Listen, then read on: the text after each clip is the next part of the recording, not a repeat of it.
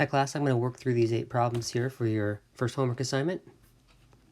Question 1, how many squares are there on a regular 8x8 checkerboard?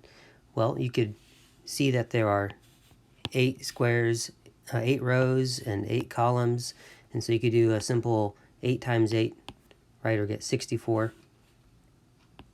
and calculate it by doing 8 times 8 squares. However, there are actually more squares here. Let me illustrate.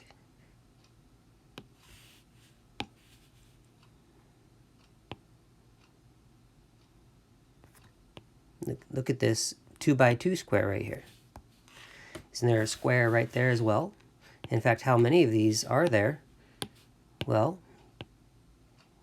there's one 2x2 square, there's one 2x2, and so you get this idea of how many 2x2s are there. Looks like I could do 7 across the top, and then go down 1, 7 more, and if I just go down, I have 1, 2, 3, 4, 5, 6, 7.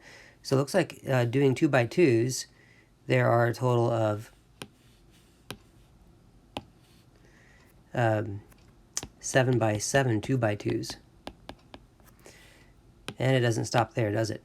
We could also do, well, how many 3x3 squares are there?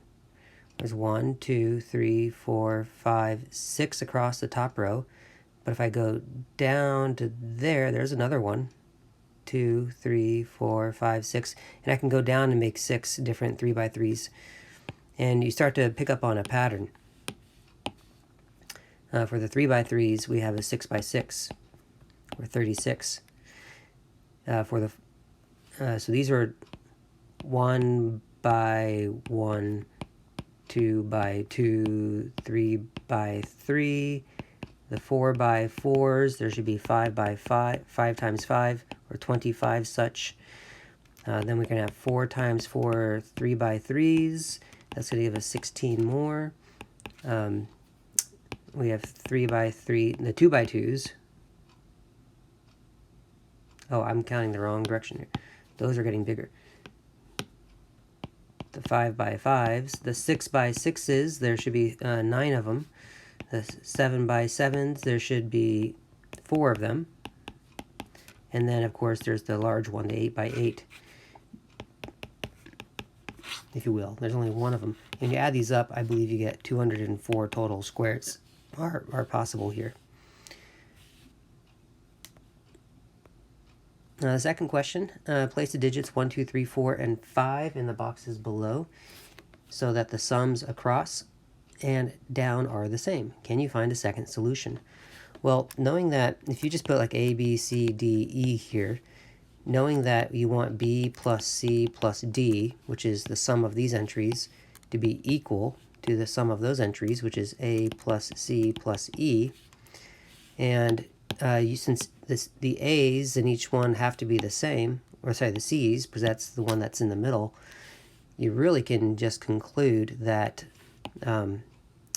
the edges, or the ends of each strip, vertical and horizontal, should add to be the same. So the question is, how many ways can this be done? When we make a few of these, I'm going to make something here I can just copy. By the way, I'm using an app called Notability to do what I'm doing here. Okay, let's go ahead and... Actually, it's... Oops, I am not doing what I want to do here. Let me grab those. There we go. I didn't want to move those. Okay, so I've created something here I can copy. Let's make a few copies of this. And I'm not sure how many I'm going to need, so I'll just make a bunch for now. Okay, so let's explore a little bit. If I put a 1 in the middle entry, let's see if this is even possible. So that leaves the only options left are 2, 3, 4, and 5. Notice if I add the first and last, and I add the middle two, I get 7. So it should make sense if I put the 2 and 5 opposite the 3 and 4 opposite of each other, then I should get a total of 8 for each row and column. Now you could make the argument though that the arrangement that you see here is technically different from the one you see here, where I interchange the 5 and 2. So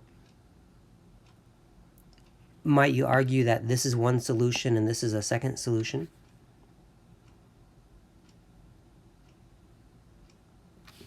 Or you're going to try to, or you can make the claim that these are just variations of the same solution. In other words, we're getting to the point where the numbers in the columns, in the column and row add to 8, so it doesn't really matter where you put the other pieces. I am curious, so we could do a whole lot of variations of this one by moving where the numbers are, the 4 numbers on the periphery, where those numbers are, and make them look different. You might argue that those are different solutions. I'm curious if we could put a different number here in the middle and get even more solutions. What if there was a 2 here? That would leave left over a 1, a 3, a 4, and a 5. Now, are there ways that we can add up, right? We're trying to satisfy this idea that take any 2 number, 1 and, well, that doesn't work. 1 and 3 make 4, but 4 and 5 make a different number. Maybe 1 and 5 make 6, 3 and 4 make 7, that's not going to work. 1 combined with 4 and 3, 5, that's not going to work. So I've exhausted really all the other options. It doesn't seem like there's a way we could do this with a 2 in the middle. What about a 3 in the middle? That leaves a 1, 2, 4, and 5. And well, adding those and adding those, those aren't the same. Adding these and adding those aren't the same. But adding these and adding these are the same. Both add to 6. So we could split the 1 and 5 or make them opposite of each other, and the 2 and 4 are the same. And then you could make a similar argument that, you know, you could do slight variations of this same answer and say that these are technically different answers. Let's do this. Dot, dot, dot, dot, etc. with a 1 in the middle. Let's get rid of that and say dot, dot, dot, etc. with a 3 in the middle. There's ways to do it. Let's see if there's any other options we can have for the middle number. What if I tried the 4? Well, that would leave a 1, a 2, a 3, and a 5. 1 and 2 add to 3, 3 to 5 to 8. Nope, that's not going to work. That adds to 4, adds to 7. That's not going to work. That adds to 6, that adds to 5. That's not going to work. And so I've really done every possible, because the 1 would have to go with something, and I've eliminated all possibilities. So I don't think there's a way we can do this with a 4 in the middle. How about a 5 in the middle? That leaves a 1, 2, 3, 4. And once again, I can see I can do this arrangement. So 1, 4 with each other, and 2 and 3. And in this case, all the rows add to 10. In each, the row and column each add to 10. And again, you can make some sort of argument that if you mix and match where the periphery numbers are, that you're getting different solutions. So your instructions here were fairly vague. That's my bad. I could ask more specific questions. But the answer to the question is yes. Or yeah, can we find a second solution? If you consider this one solution, and some of you might consider that a second solution, although others of you might consider those the same. So the second solution that might be more satisfying is to find that one with a different number in the middle. And it looks like we can find 3 such solutions that have a different number in the middle, in which case the sums of the column and row are different in each case, right? Like in this case, that they add to 8. In this case, they add to 9, and in this case, they add to 10.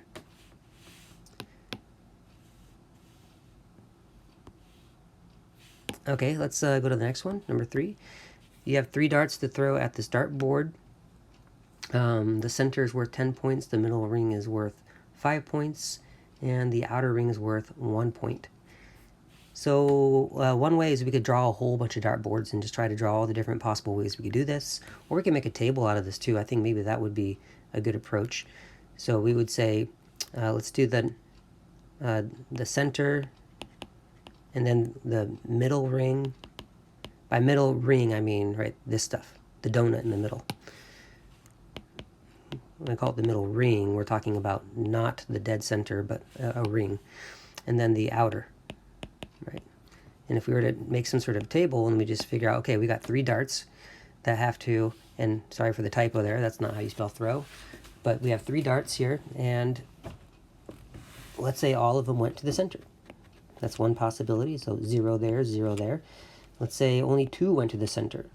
Then the only other options, actually I'm missing an option here. It depends on how you want to read this task here. It's possible that we have a flat out miss, right? I mean, a dart could land right here, and you might make a case for what happens if there's misses allowed. Now, this problem didn't stipulate whether a miss was a possibility, but certainly when you're playing darts it is. So I think I would give full credit if you did it with or without misses as an option. So we could do the second dart, or the third dart's in the middle ring, or we could do a row where the third dart's in the outer ring, or we do a row where the third dart is just missed. And it looks like these are all the possible ways that we could have 2 hit the middle. And by doing this kind of exercise, let me actually shrink this down and make those a little bit longer. You can wind up just making this very big table where you convince yourself that you are not missing, no pun intended, but you're not missing any possible ways to do this. Now, what happens if you only get 1 in the center? Then the other 2, we have some options. We could keep them together.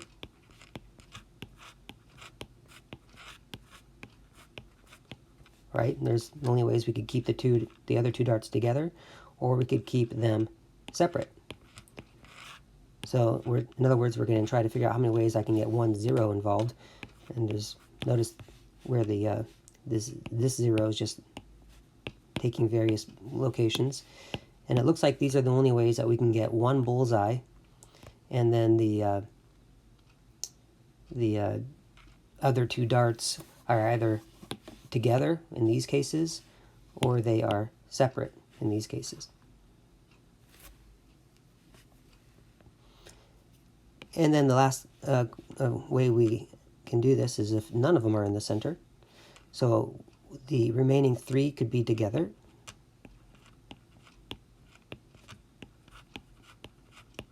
All right, so there's some options there. And we're getting more and more. Maybe I'll make a second table out of this. Oops.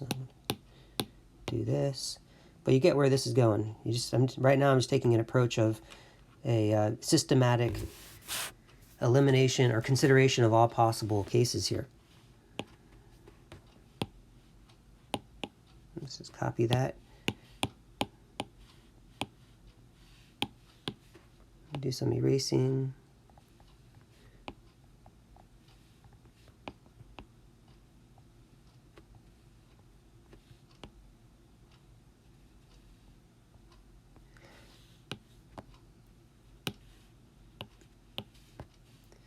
All right, so we've done where we had none in the center, and the other 3 were together somewhere else. So we can do none in the center, and then we do a 2-1 split. So 2, 1, 0, 0, 2, 0, 1, and that's how we get none in the center and 2 in the middle ring. And we could also have a 2-1 split go this way. We could put the 2 there and the 1, 0, or put the 2 there and the 0, 1. Or we could have the 2-1 split, have the 2 over there. And just, you can see how the 2 are in the middle ring, and here's some options where the last one is. Right? 2 in the outer ring, and here's some options where the other one is, etc. And then finally we could have 0 in the middle, and then there's no grouping. So 0, 1, 1 seems to be the only way that we can actually do it that way.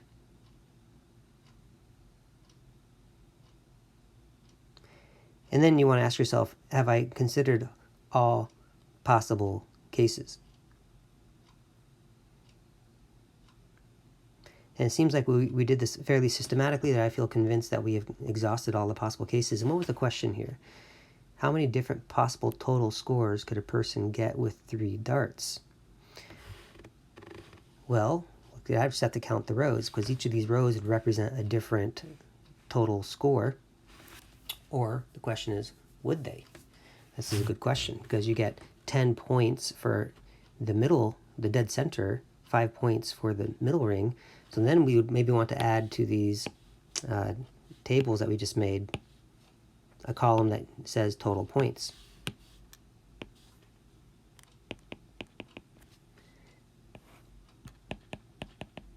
And ask yourself, how many points do you get in each of these scenarios? If you get 3 in the center, right, you get 30 points. 2 in the center, 1 in the middle, you get 25. 2 in the center, 1 in the outer, you get 21. And the 2 in the center and the last one's a miss, you only get 20, right? Let's see, 10, right? 10 for the middle, 5 for the middle ring, 1 for the outer ring, and 0 points if you miss. So here we have 10 points. Oh, here's another 20. A different way we could get 20. Then we have 2 in the outer, 1 in the center. That looks like we're going to get only 12 points total, and here only 10 points because of 2 misses. We have 1, 1, 1. That's going to add to 16. And then we have 10 plus 5 plus 0. Here we add to 15. This case down here, we're going to add to 11. And those are all the different possible scores you can get where you manage to hit the dead center with at least 1 dart. Now, if you get 3 in the middle ring, that's going to give you 15 points. If you get all 3 in the outer ring, it's going to give you 3 points only. And if you miss with all 3, you're going to get 0 points total. 2 in the middle and 1 in the outer is going to give you 11 points. 2 in the middle and 1 miss will give you 10 points. 1 in the middle, 2 outer will give you 12 points. 2 outer, 1 miss. Ooh, that's not a very good score. You're only going to get 2 points out of that. 1 in the middle and 2 misses will only give you 5 points. 1 in the outer and 2 misses will only give you 1 point.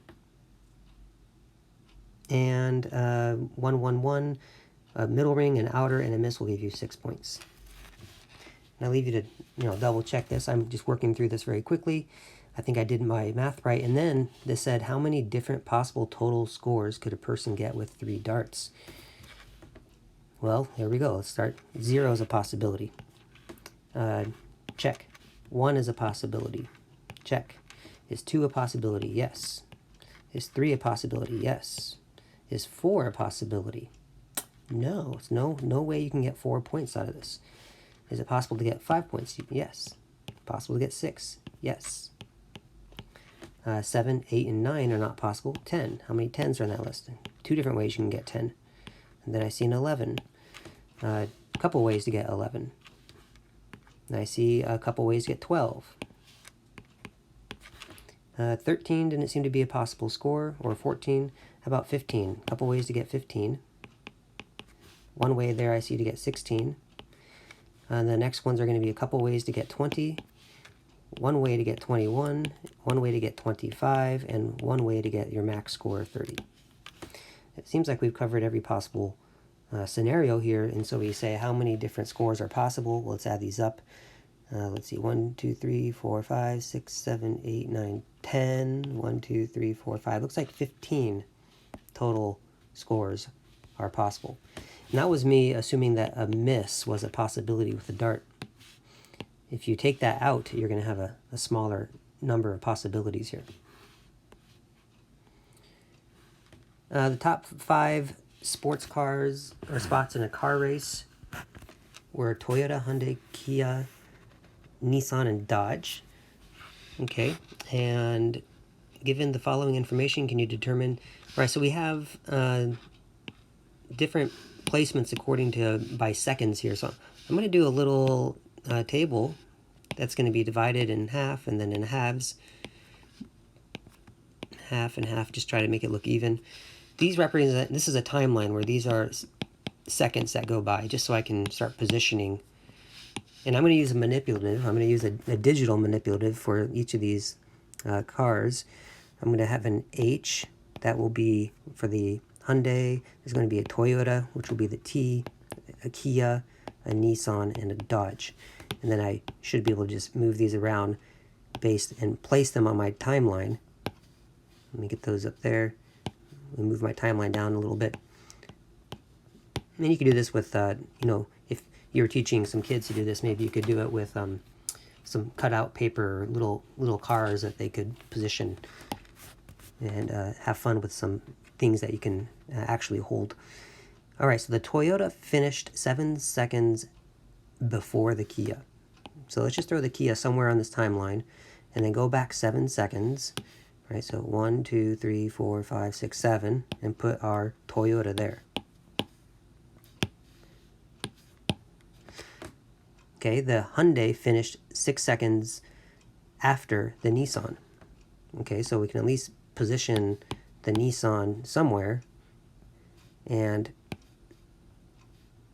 put the Hyundai. The Hyundai finished 6 seconds after. Okay, so we're going to want to go. And it could be good to have it might be good to do something like this. Give yourself more room to work with. I'm just going to shrink that down. I'm going to copy this timeline right there. Just kind of give myself more room to work with. A longer timeline, in other words, is what I'm trying to make here. Okay, and let's put that Kia somewhere, right? And then go backwards 1, 2, 3, 4, 5, 6, 7 seconds to put the Toyota. And then I don't want that. There we go. I don't want the length, the distance between the Toyota and Kia to change. So I'm going to kind of draw this tethering line between them because I want that gap to always remain constant. Then we have some information that the Hyundai finished 6 seconds after the Nissan. So again, let's get the Nissan placed on here somewhere. Let's put the Nissan right there. And the Hyundai was going to be 6 seconds after. So 1, 2, 3, 4, 5, 6. And I want to sort of tether those. Those have to be that far apart in my timeline. Now I'm not sure. I may need to, move these around somewhere else. But no matter where I park them, they should be 6 seconds apart. The Dodge finished 8 seconds after the Nissan. Okay, so the Dodge is another 2 seconds past the Hyundai. Right, because we want that 2 second gap right there to connect, because we want from the Nissan to the Dodge to be 8 seconds total. So this creates a little rigid structure right here for the Nissan, Hyundai, Dodge. Where could those be? And then finally, the Kia finished 2 seconds before the Hyundai. So then we just got to position, which it turns out it's exactly where it needs to be, but I need to position this so that the Hyundai is 2 seconds after the Kia, so that the Kia was in fact 2 seconds before the Hyundai. And I think we've come up with a diagram here that satisfies all of the conditions. And given the information, can you determine the order in which the cars finished? Okay, so you just have to be careful how you read this diagram now. Which is first place? Is over here first place? Is over here first place? If you're imagining these cars going that way, it might be tempting to think that that Dodge was in the lead. But remember that these are the Kia finished after the Toyota. So in reality, first place is the Toyota, second place is the Nissan, the Kia gets third place, the Hyundai fourth place, and the Dodge gets fifth place. And that would be our ordering. And furthermore, we could even say that the Nissan finished 3 seconds after the Toyota. The Kia was another 1, 2, 3, 4 more seconds later, 2 more seconds to get to the Hyundai, and 2 more seconds to get to the Dodge. And so you can actually even say, these times, these are times, etc. And these are positions: first, second, third, etc. Seconds. Anyway, so it looks like there's our ordering: Toyota, Nissan, Kia, Hyundai, Dodge. Find the following sum without using technology. Do this in 2 different ways. Okay, I'm going to write some more of the terms on the tail end.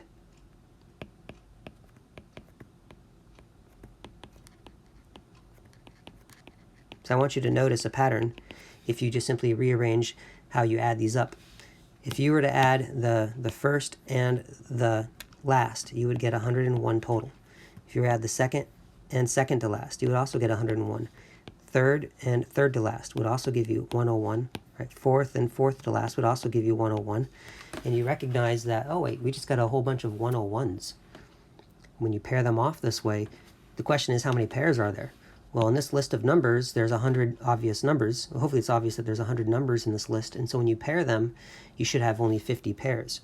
So it seems reasonable that one way to get an answer to this without actually just adding them all up is to say, well, I have 50 pairs,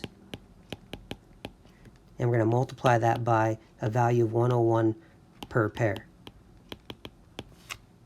All right, we're going to do multiplication of these numbers, and 50 times 101 is 5,050 is the sum. Another way to do it, this says without using technology, so technically, I mean, you could by hand just add them up one at a time. 1 plus 2 is 3, plus 3 makes 6, plus 4 makes 10, plus 5 makes 15, and just keep this up until you get to 100. That doesn't really seem ideal, though, and eventually you might be tempted to go grab that calculator. As a second way to do this,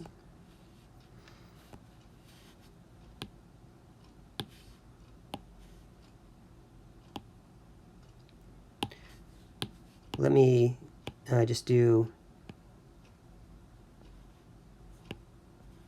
sum of the middle terms, okay, like this. I could group them in a slightly different way. I can say 1 plus the 99. If you're interested in getting a bunch of hundreds, then maybe this is the way to do it. Right? 2 plus the 98 is 100. And in fact, you're going to keep getting hundreds this way, but what's going to happen is you get towards the middle in this case.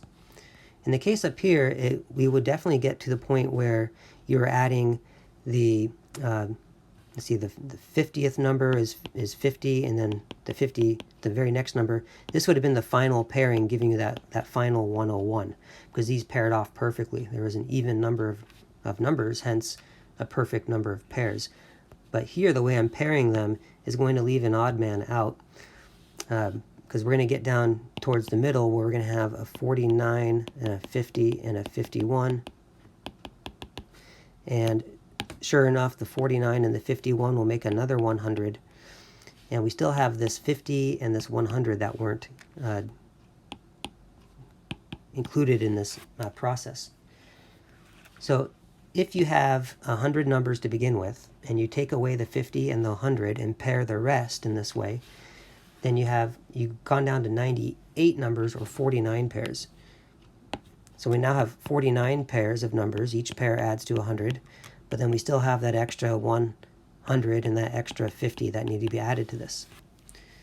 So here we would get 4,900 plus another 100 plus 50. That's going to be 5,000 plus 100. So we still confirm, but a slightly different way, that we get 5,050. So here's a couple ways of doing that. Number 6, the pentagonal numbers are whole numbers that are represented by pentagonal shapes like this. Hopefully we have enough going here to establish a pattern. It looks like every time I do a new pentagon, I simply increase how many dots there are on this side, for example. There's only 1 dot, no pentagon. 2 dots, 1 pentagon. 3 dots, this sort of nested pentagon. 4 dots, this, again, nested 3 pentagons. So I expect the number of pentagons to be 1 number less than the number of dots. So I can expect the 5th one's going to have, let me first draw a pentagon. Okay, that's pretty good, I guess.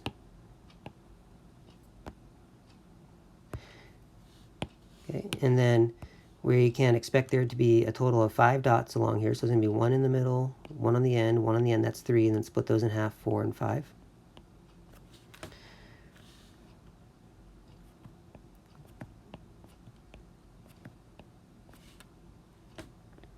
And there's going to be the previous number of dots. I mean, this is going to be nested inside of here. Like if you were to redraw that one, you'd have this pentagon in here that had 4 along each end, or counting the endpoints. Then you have this other nested pentagon in here, and then this other nested pentagon Make sure I got all the dots going. Okay, so it seems clear that this is our pattern, and then you just want to count all the dots that are actually on here.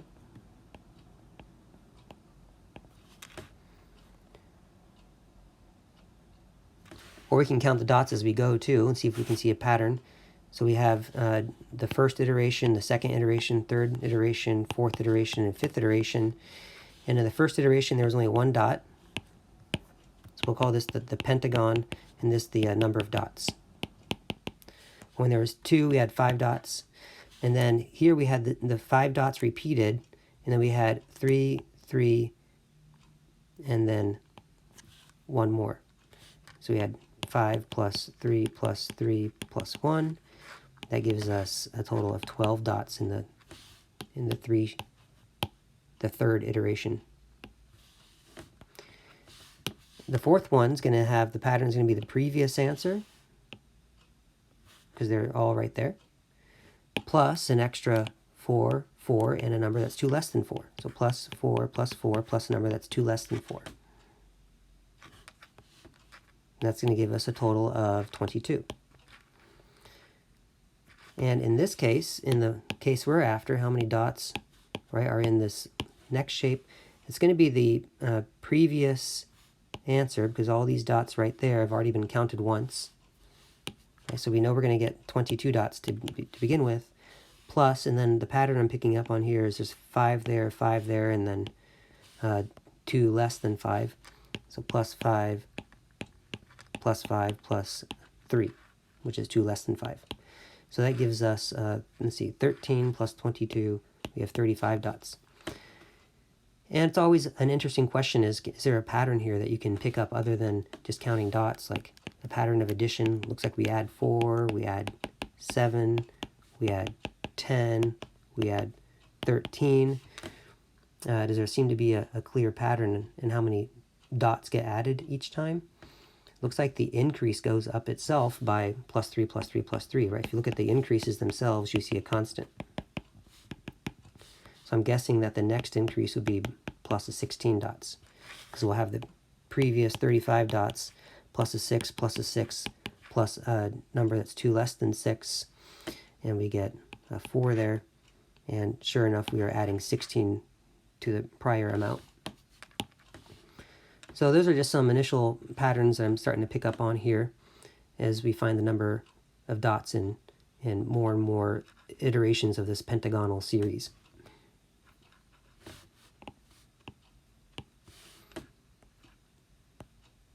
Number 7, how many cubes are in the 10th collection of the cubes in the sequence? Well, the first 3 are shown. And when you look at, let's do iteration and number of cubes. So make another table again. Making these tables is a very helpful way, especially when you're doing pattern recognition. So in the first iteration, there's only 1 cube. In the second iteration, we have 1 plus 3. Right? Don't forget that there is a cube hiding. Well, I guess this is a good assumption. Are we talking about the cubes that I can actually see, or are we assuming that there's a cube back there in the corner that's underneath that second story, right? That's a good question. I don't know what assumption you make. Are you only counting the visible cubes, or are you counting the cubes that are implied, that are hiding underneath so that the structure could actually stand? And I was leaning towards these are physical cubes that could actually, they're sitting on something, so I'm just assuming they're sitting on other cubes that we can't necessarily see. The third iteration would be 1 plus 3 plus, and then now you got to do that cube, that cube, that cube, plus the other 3 cubes that are hiding. So I've taken this grouping here and I've split it up so I can actually, let's see if I'm drawing this okay, see the 3 rows.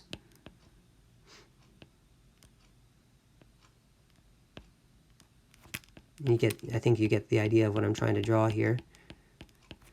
I've taken this collection and in my mind, I'm breaking it up into these collections here that when put together make the third iteration. So I'm thinking there's 1 cube here, I see 3 cubes there, and here I see 3 plus 3, I see 6 cubes there.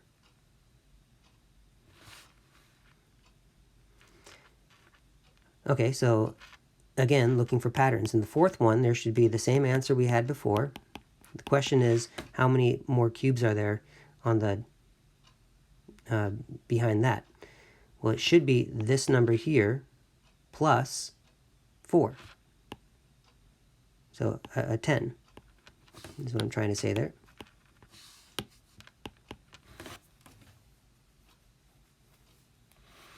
Right, because there would be, it'd be a 4 by 4. And how many, and of course I could try to make that look three-dimensional, but I think you get the idea of what this is. Here's the extra, the fourth layer wall, if you will, that I would, tack on behind those ones there to make the fourth iteration of the collection of cubes. And there are clearly 10 cubes here, right? Because we, oops, like that to go away, thank you. Because we had the, let me highlight this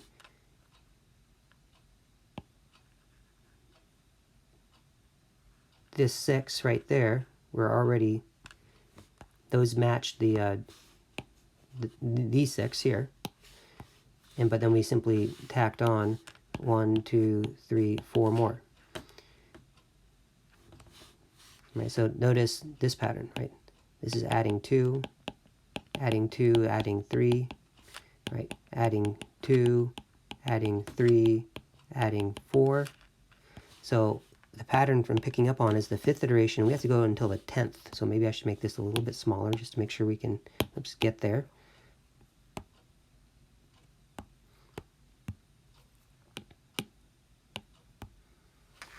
We're going to have 1 plus 3 plus 6 plus 10 plus what number? Well, the pattern add 2, add 3, add 4, add 5. The 6th iteration, 1 plus 3 plus 6 plus 10 plus 15 plus add 6, 21.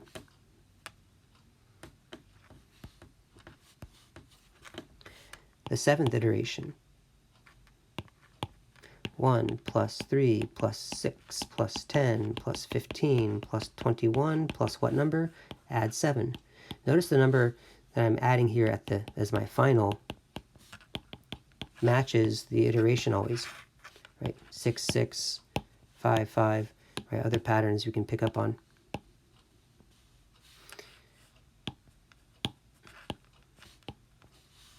Let's go ahead and say, yeah, plus 5.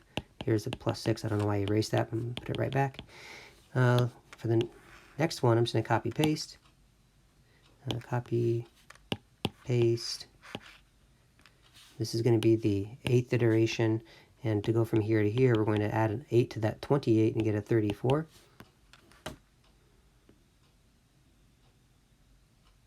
Which isn't correct at all. 36. The 9th iteration will be all of this. Oops, we should put a plus there.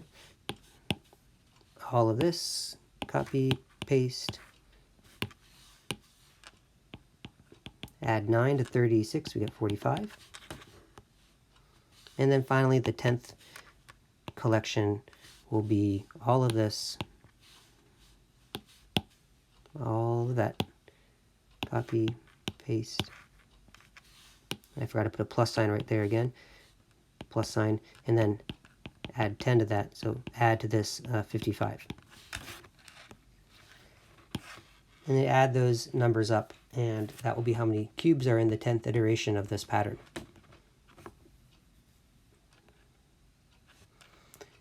And lastly, number 8. Consider the Bucky the Badger task described in Canvas. Given that Wisconsin scored 83 points in the game by getting only touchdowns with conversions and or field goals, determine how many total push-ups Bucky had to do. While considering this, do the following. Determine an answer that you know is too low. Explain how you know this. Well, there's lots of answers you could give here and justify. 0 is clearly too low with an easy justification. Now, we know that Bucky, at the final time that Wisconsin scored, they scored 83 points. So if Bucky only did push-ups then, he would have done 83 push-ups. That would have been clearly too few, because certainly the team had to score before the final time they scored. So Bucky had to do push-ups at that point too. So doing only 83 push-ups at the final time that Wisconsin scored is clearly too low. What makes question A interesting, if I had said, how high of a number can you think of and still justify that it's too low of a number of push-ups? That would have been an interesting, thought-provoking challenge that I leave as an open-ended question right now. Determine an answer that you know is too high. Explain how you know this. Okay, well, something that's too high. Well, we might have to determine possible ways that Bucky might have scored here, or the team might have scored. Let's say he did 83 push-ups, a total of, well, let's say they only scored by getting field goals. Let's see, that's the slowest way they could possibly get to 83. So you want to say, okay, well, what's 83 divided by 3? Like, how many field goals does it take to get to 83? Is there a remainder involved? You might recall doing some long division tactics. 3 goes into 80 a total of 20 times. We can do that, and that gives us 60. That leaves a total of 23 still left over. So 7 more field goals. Ooh, this isn't going to cut it, because 7 more field goals will give us 21. So there's going to have to be something more than field goals involved here in order to get a score of 83.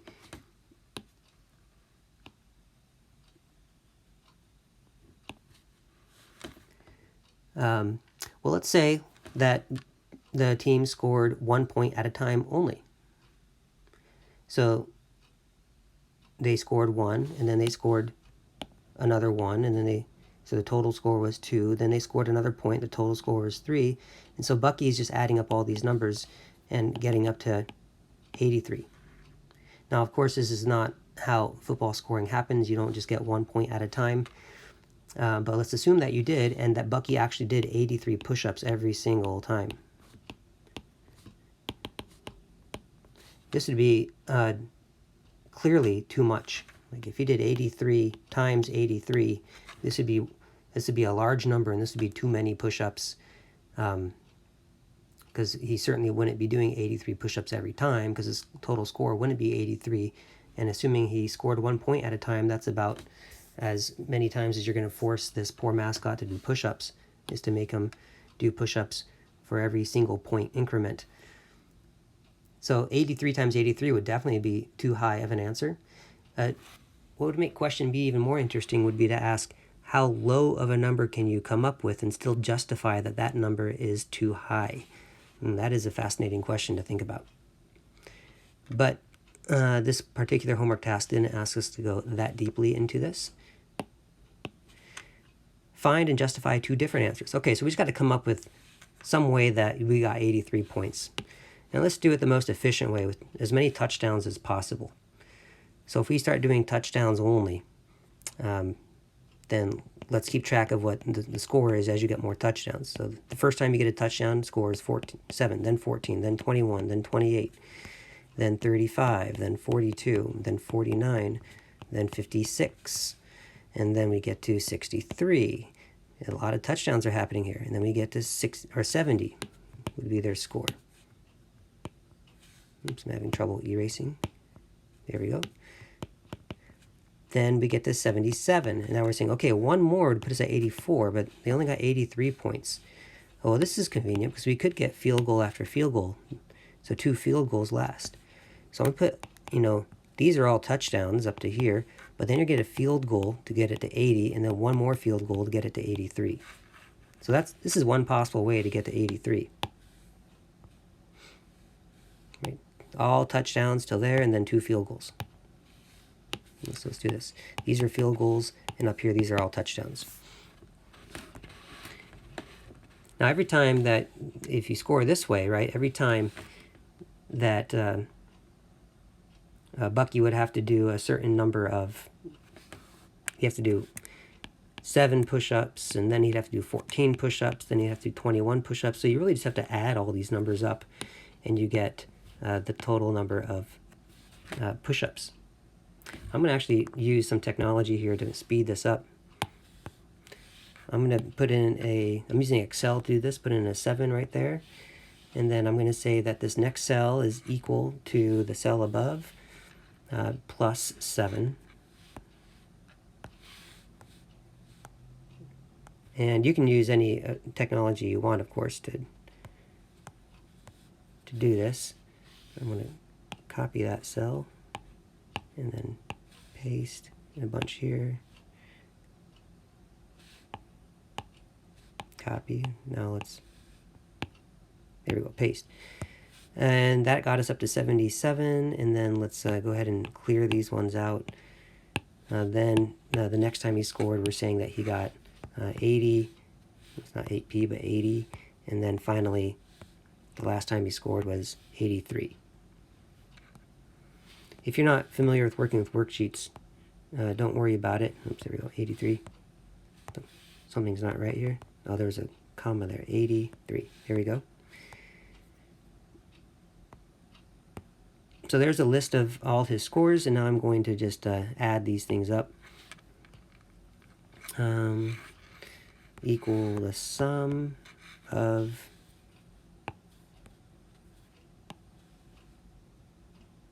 all those. Okay. I'm having trouble here doing this with, oh, there's a comma there, with just my iPad. Normally I'm doing this on a desktop, and that goes a little bit faster. Okay, 625.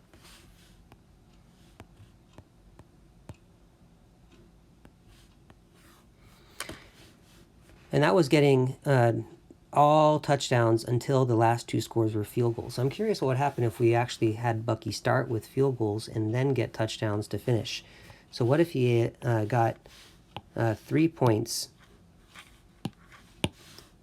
and then another 3 points, and then after that everything was adding by 7s. Okay, so 13 would be his next one. Let's copy that, paste. Okay, so here's a different way that you could get to 500, or sorry, get to 80, a total score of 83. Is we just got the 2 field goals first, and then we got all touchdowns after that. And when you add up all those push-ups that this poor mascot had to do, look how less it is. He only had to do 500, or she had only had to do 537 total push-ups, even though the final score was the same. This does make you wonder, if you just simply move where those field goals are in this sequence of scoring, you are going to get a whole bunch of other answers. Is that going to happen? Or what if you got a lot more field goals and fewer touchdowns? Is that going to affect things? So there are some things to ponder here. This is a very rich problem, but let's make sure that we are just doing what was asked of us to do. Find and justify 2 different answers. All right, I think we've done that here with this spreadsheet. We found 2 different answers. He did 625 push-ups in one scenario and only 537 push-ups in a different scenario. If one possible answer involves field goals, which we argue that every answer that's valid has to involve field goals, make an argument for whether it is better for Bucky for these field goals to be scored early or late in the sequence of scoring. Well, in these 2 examples alone, it was better for Bucky to have the field goals scored early, because Bucky did less push-ups in scenario B than he did in scenario A. And does it make sense to you why that's the case? You know, something to ponder and justify. And then part E is, what information would you need to know to arrive at a unique answer? Well, if we actually had the actual scoreboard, you know, how did the Badgers actually get to a score of 83? If we had that information, then there would be a unique answer of how many push-ups this mascot actually did. That information is available, but I'm not going to provide it. This question is just meant to get you thinking about. And in reality, there are some problems out there that either have multiple ways to solve them, or simply have multiple answers that are valid, you know, pending more information. If we get more information, that might whittle it down to only one answer, or maybe no answers. Sometimes If there's too many conditions you need to meet, then there's no possible way to meet all of them. And if there's too few conditions, then there might be multiple avenues that are acceptable. And this is just the nature of problem solving, both in mathematics and in reality, almost every problem you're going to encounter. Okay, that's all I intend to say about our first homework assignment.